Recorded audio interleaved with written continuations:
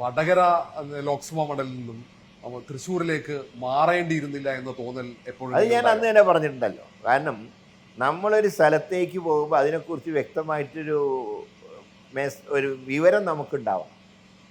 അല്ലാതെ എടുത്ത് ചാടി പോയിട്ട് ക്ഷീണം പറ്റിയിട്ട് പിന്നെ ആരെങ്കിലും കുറ്റം പറഞ്ഞിട്ട് കാര്യം. ഞാൻ പറഞ്ഞല്ലോ, തൃശ്ശൂർ പരാജയം ഉണ്ടായി അന്ന് ഞാൻ പറഞ്ഞതെന്താ, ഈ പരാജയത്തിന് ഞാൻ ആരെയും കുറ്റം പറയുന്നില്ല, കുറ്റവാളി ഞാൻ തന്നെയാണ്. കാരണം ഞാൻ ഇതിനെക്കുറിച്ച് പഠിച്ചില്ല. അവിടെ ചെന്നപ്പോഴാണല്ലോ അറിയുന്ന 52,000 വോട്ട് BJP ചേർത്തു, പിന്നെ കാര്യമായിട്ടുള്ള ഒരു പ്രവർത്തനം നടക്കുന്നില്ല എന്നൊക്കെയുള്ള അവിടെ ചെന്നിട്ടാണ് ഞാൻ അറിയുന്നത്. അതൊരു ചതിയായിപ്പോയി. അത് ചതി പറ്റി. പക്ഷേ ഈ കോൺഗ്രസ് ഇലക്ഷൻ മത്സരിക്കാനുള്ള ഒരു മൂഡ് പോലും ഇന്നില്ലാത്ത എന്ന് താങ്കൾ പിന്നെ ചോദിച്ചിട്ടേ ഇല്ലെന്ന്. ഏതാ അന്ന് ചതിച്ചത് ആരാണെന്ന് പിന്നീട് ഒരു ചോദ്യം സാറത്ത് ചോദിച്ചിട്ടില്ല? അല്ല, അത് ഞാൻ ചോദിച്ചിട്ടില്ല. കാരണം എനിക്ക് എല്ലാവർക്കും അറിയാവുന്ന കാര്യമാണ്. പിന്നെ ഞാനായിട്ട് എന്തിനു പേര് പറഞ്ഞ് വഷളാവുന്നതില്ല. ഈ അങ്ങനെ ഒരു പരാജയം വന്നപ്പോൾ അതുമായി ബന്ധപ്പെട്ട പരിശോധന, KPCCയുടെ അന്വേഷണം, എന്തുകൊണ്ടാണ് ആ പരിശോധന അന്വേഷണത്തിന്റെ റിപ്പോർട്ട് വിശദമായി? അത് കുറെ കാലങ്ങളായിട്ട് ഇപ്പൊ പാർട്ടിയുള്ളൊരു കാര്യമാണ്. പരാതി അന്വേഷിച്ചപ്പോൾ മരിച്ചുപോയ തെന്നല കമ്മിറ്റിയിൽ നിന്ന് തന്നെ ഒരു സാറിനും ഏറ്റവും വേദന ഉണ്ടായൊരു കാര്യം, അദ്ദേഹത്തിനെ പ്രസിഡന്റ് സ്ഥാനത്ത് നിന്ന് മാറ്റിയതിനേക്കാളൊക്കെ അദ്ദേഹത്തിൻ്റെ പ്രയാസം കഷ്ടപ്പെട്ട് കൊടുത്ത റിപ്പോർട്ടുകൾ പ്രാവർത്തികമാക്കുന്നില്ല എന്നായിരുന്നു അദ്ദേഹത്തിൻ്റെ പ്രയാസം. അദ്ദേഹത്തിന് അതാണ് ഏറ്റവും പ്രയാസം ഉണ്ടായിരുന്നത്. ഇപ്പോഴും അങ്ങനെ തന്നെ. അതെ, ഇപ്പോഴും ഏതാണ്ട് സ്ഥിതി. അതുകൊണ്ടാണ് ഞാൻ പരാതി പറയാൻ. ഇപ്പൊ പലതവണ പരാതി പറഞ്ഞിട്ടും താങ്കൾ പാർട്ടിക്കൊപ്പം കട്ടക്ക് നിൽക്കുക, പുതിയ ഭാഷയിൽ പറഞ്ഞു. അങ്ങനെ കട്ടക്ക് നിൽക്കുമ്പോൾ തിരിച്ചൊരു പരിഗണന കിട്ടുന്നില്ല എന്ന് തോന്നി.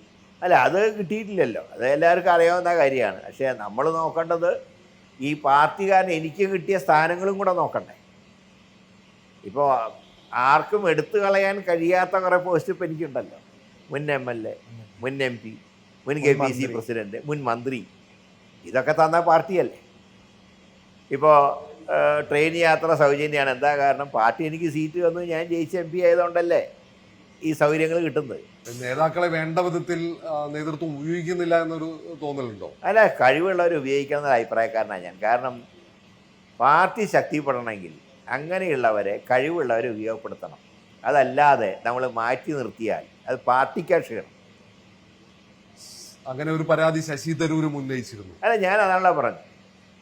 അദ്ദേഹത്തിൻ്റെ പല നിലപാടുകളോട് എനിക്ക് വിയോജിപ്പുണ്ട്. പ്രത്യേകിച്ച് ഈ വിഷയത്തിലൊക്കെ അദ്ദേഹം ചെയ്ത തീരുമാനം ശരിയല്ല എന്നാണ് എൻ്റെ പറയുന്നത്. പക്ഷേ അതിന് പരിഹാരമുണ്ട് എന്നാണ് എൻ്റെ വിശ്വാസം. കാരണം അദ്ദേഹത്തിന് പാർട്ടി വിടണമെന്ന് ഇപ്പോഴും ഇല്ല. അദ്ദേഹത്തിന് പാർട്ടിയോട് സ്നേഹമുള്ള ആളുമില്ല. അപ്പോൾ അങ്ങനെയാണെങ്കിൽ എന്താണ് അദ്ദേഹത്തിൻ്റെ പ്രശ്നം എന്ന് ചോദിച്ച് പരിഹാരം ഉണ്ടാക്കണം. ഞാൻ അതാ പറയുന്നത്. ഒരാളെയും പറഞ്ഞു വിടരുതെന്നാണ് എൻ്റെ അഭിപ്രായം. നിലമ്പൂർ ഒരു സൂചനയായിരിക്കും. നിലമ്പൂരിൽ UDF ജയിച്ചാൽ ഭരണമാറ്റമെന്നും നിലമ്പൂരിൽ LDF ജയിച്ചാൽ തുടർ ഭരണമെന്നും നമുക്ക് വിലയിരുത്താൻ പറ്റും.